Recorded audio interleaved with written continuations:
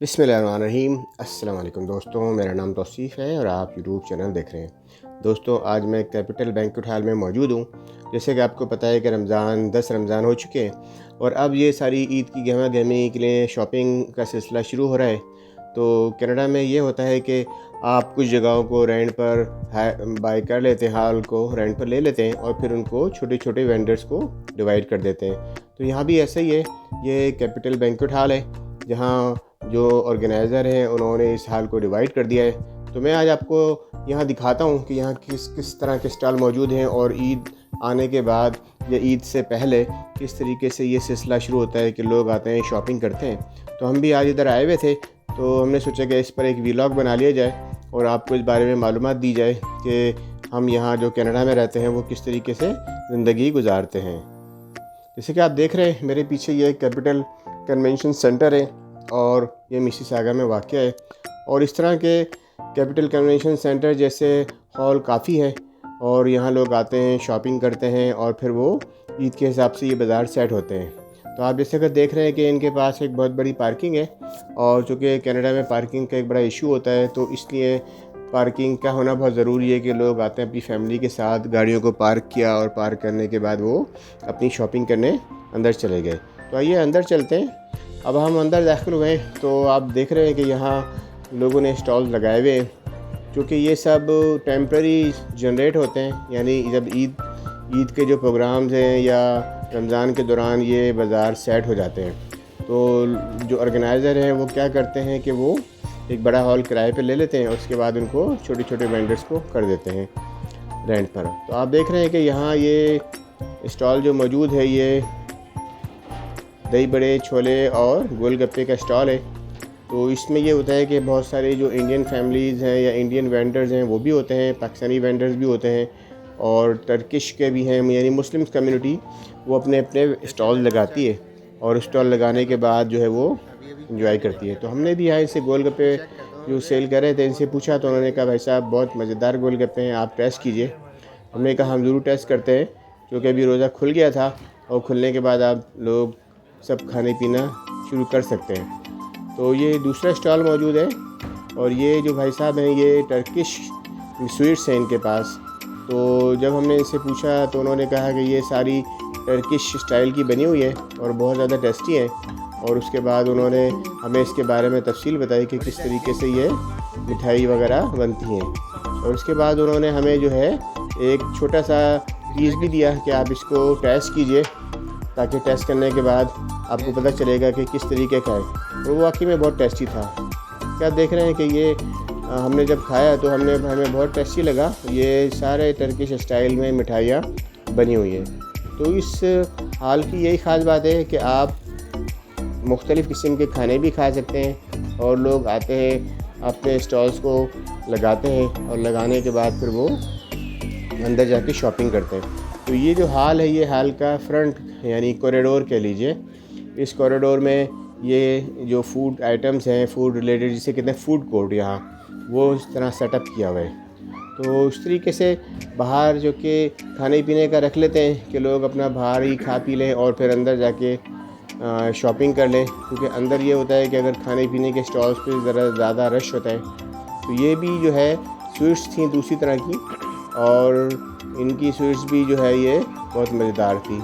तो हम जब आगे बढ़े, आगे ये जो स्टॉल था, इस स्टॉल पे ये था कि अगर आप इनसे कूपन लेते हैं तो ये ड्रा करते हैं और ड्रा करने के बाद फिर जिसका ना है उसको इनाम भी मिलता है। तो ये जो स्टॉल है ये दही बड़े, छोले और ये पकौड़ों का स्टॉल है कि अगर कुछ लोग रमज़ान या अफ्तारी से पहले आते हैं तो वो यहाँ के अफ्तारी भी कर सकते हैं। तो आप देख पा रहे होंगे कि काफ़ी लोग खा पी रहे हैं और क्योंकि ये खाने हमारे देसी स्टाइल के ही होते हैं, यानी इंडियन पाकिस्तानी स्टाइल के, तो किसी भी तरह का कोई इशू नहीं होता खाने में और ज़्यादातर चीज़ें हलाल आइटम्स होती हैं, क्योंकि उनको पता है कि अभी रमज़ान चल रहे हैं और रमज़ान में सारे हलाल आइटम्स रखे जाते हैं। तो यहाँ ये मुख्तलिफ़ किस्म के स्टॉल्स खाने पीने के हैं। और ये पीछे जो देख रहे हैं आप ये चाय का स्टॉल है और खाने के बाद जब चाय की तलब होती है तो वो लोग इसको यहाँ से चाय बाई कर लेते हैं। तो इस तरीके से ये फ्रंट पर खाने का था सिलसिला। अब हम अंदर की तरफ दाखिल होते हैं। इसके आप देख रहे हैं कि लोग अंदर सिर्फ शॉपिंग कर रहे हैं और शॉपिंग करने के बाद वो जो है वहाँ से बाहर आ रहे हैं। तो ये सारा एरिया जो है क्लॉथिंग्स का है। इसमें लेडीज़ वैराइटीज़ भी हैं, जेंट्स के भी कुछ आइटम्स हैं, शूज़ भी हैं और ज्वेलरीज़ भी हैं, आर्टिफिशियल ज्वेलरीज़। अभी रोज़ा का ये तकरीबन आधे घंटा के बाद का टाइम है, तो इस वक्त आप देख रहे हैं कि लोग आना शुरू हुए हैं। और जैसे जैसे टाइम गुजरता जाएगा बाहर पार्किंग भी फुल हो जाएगी और उसके बाद यहाँ अंदर बहुत ज़्यादा क्राउड हो जाएगा। हम चूँकि करीब में ही कहीं खाना खाने आए थे बाहर, तो हमने सोचा कि इधर भी आज आ जाए, क्योंकि इस तरीके से यहाँ तकरीबन 10-12 हॉल है, मुख्तलिफ़ किस्म के बैंक्वेट हॉल हैं जिस एरिया में हम रहते हैं ब्रैम्पटन मिसिसागा में। अदरवाइज़ हम इस टोरंटो स्कारबरो की तरफ जाएँ तो वहाँ भी काफ़ी सेटअप मौजूद है। तो ये सारे लेडीज़ वैराइटीज़ हैं। तो ये ज़्यादातर आइटम्स इंडिया के और पाकिस्तान के बने हुए होते हैं। ये लोग जो यहाँ रहते हैं वो पाकिस्तान से मंगाते हैं और चीज़ें फिर यहाँ सेल करते हैं। तो ये सारी आर्टिफिशियल ज्वेलरीज़ है, देखें आप देख पा रहे होंगे। तो ये मुख्तलिफ़ किस्म की और मुख्तलिफ़ साइज़ की और मुख्तलिफ़ डिज़ाइंस की बनी हुई है। और इस तरीके से होता यही है कि लोग अपनी मर्ज़ी से यहाँ पसंद कर लेते हैं। वरना आपने देखा होगा कि अगर आप पाकिस्तान से चीज़ें मंगाए, हो सकता है वो उससे सस्ती हों, लेकिन आपको नहीं पता कि वहाँ जो लोग बाय कर रहे हैं वो आपको कैसे भेज रहे हैं ना।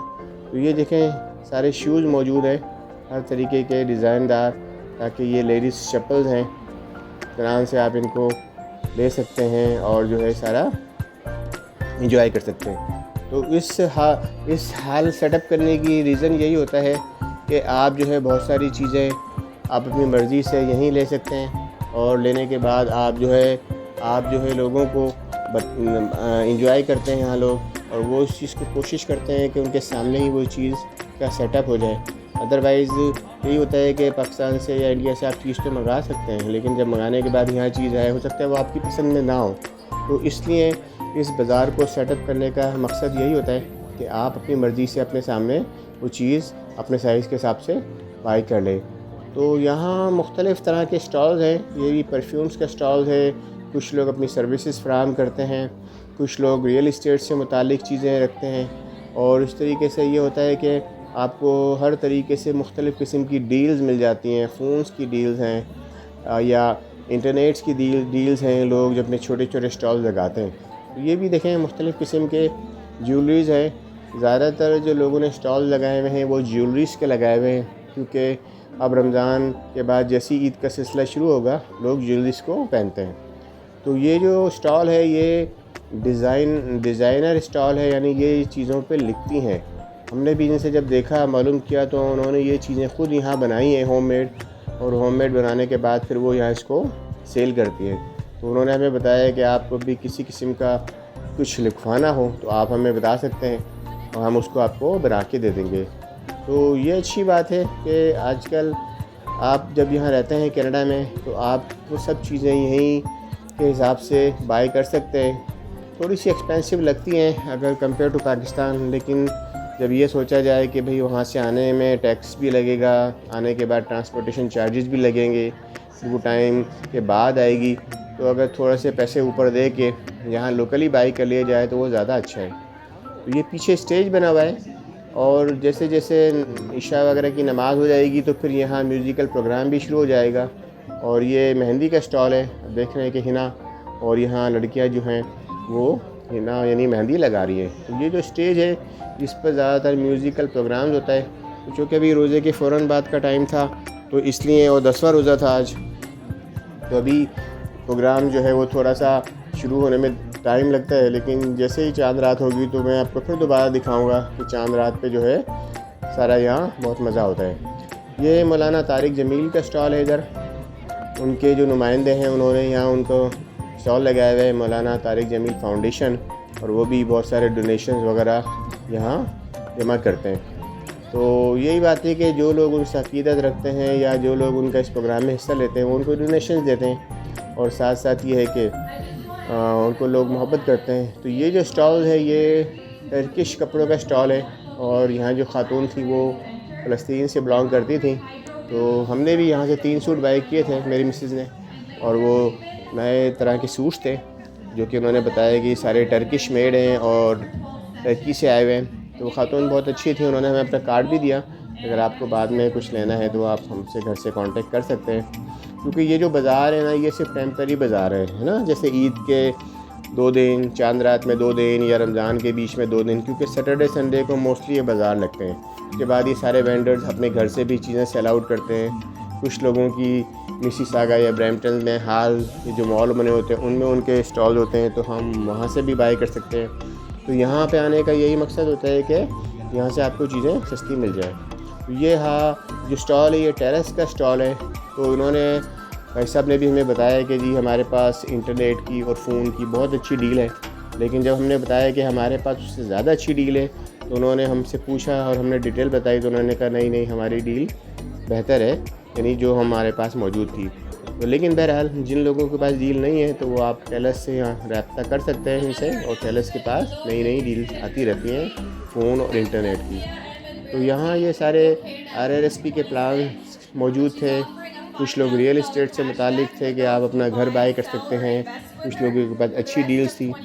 तो ओवरऑल आप देख रहे हैं कि क्राउडेड बढ़ता जा रहा है, और क्राउड बढ़ने के साथ साथ यही वजह है कि लोग इफ्तारी के बाद नमाज़ पढ़ते हैं, फिर सुकून से निकल के आते हैं एंजॉय करने। अभी रात को 12-1 बजे तक, 2 बजे तक ये बाज़ार चलता रहेगा।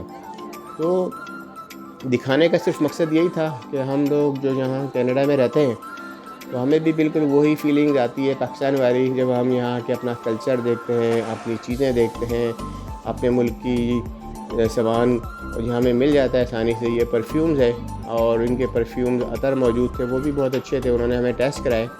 तो ख़वातीन जो है ज़्यादातर जो उनका रुझान था वो सारा ज्वेलरी पर था, क्योंकि ज्वेलरी एक ऐसा आइटम है कि वो लाइट भी होती है और साथ साथ वो चेंज होती रहती है। तो यहाँ भी मुख्तलिफ़ किस्म के हार और दूसरी चीज़ें बआसानी मिल रही थी। अच्छा, कि प्राइस भी यहाँ के हिसाब से बहुत रीज़नेबल होती है, क्योंकि जो लोग इंडिया या पाकिस्तान से मंगाते हैं और उन्हें पता है कि यहाँ आने के बाद लोगों को ऐसा रेट दिया जाए कि जो लोग बाय कर सके, क्वांटिटी तो ज़्यादा क्वांटिटी कम प्रॉफिट, तो वो इन बाज़ारों में इस तरह का सिलसिला होता है कि आप आसानी से यहाँ बाय कर सकते हैं बहुत रीज़नेबल प्राइस में। क्योंकि पाकिस्तान जाएंगे मंगाएंगे या इंडिया से मंगाएंगे तो बहुत टाइम लगता है, तो इसलिए कोशिश यही करते हैं लोग कि अपनी ईद की जो शॉपिंग है वो यहाँ कर ली जाए। हाँ, अगर किसी की बहुत ज़्यादा एक्सपेंसिव आइटम्स हैं, जैसे ब्राइडल ड्रेसेस होते हैं या किस तरह के, तो फिर वो लोग अपने मुल्कों से मंगा लेते हैं, क्योंकि वो वहाँ चीप पड़ता है। लेकिन ओवरऑल बहुत मज़ा आया, हमने भी यहाँ एंजॉय किया और हमने काफ़ी टाइम गुजारा इधर, कोई शॉपिंग भी करी थी हमने। तो दोस्तों यही है कि आप देख पा रहे हैं कि कनाडा की लाइफ बहुत आसान लाइफ, अच्छी लाइफ है। तो मुझे उम्मीद है आपको ये वीलॉग अच्छा लगेगा। तो आपसे यही गुजारिश है कि अगर आपको ये वीलॉग अच्छा लगे तो प्लीज़ इसको लाइक कीजिएगा, मेरे इस चैनल को सब्सक्राइब कीजिएगा, और आप नए हैं तो उस चैनल को ज़रूर सब्सक्राइब कीजिए, और आप अपने हमें कमेंट्स करके भी बताइएगा कि आपको ये वीलॉग कैसा लगा। तो हम कोशिश करेंगे कि आइंदा भी किसी और बाज़ार में जाएं और आपको ऐसे वीलॉग दिखाते रहें। तब तक के लिए अपना ख्याल रखें। अस्सलाम वालेकुम।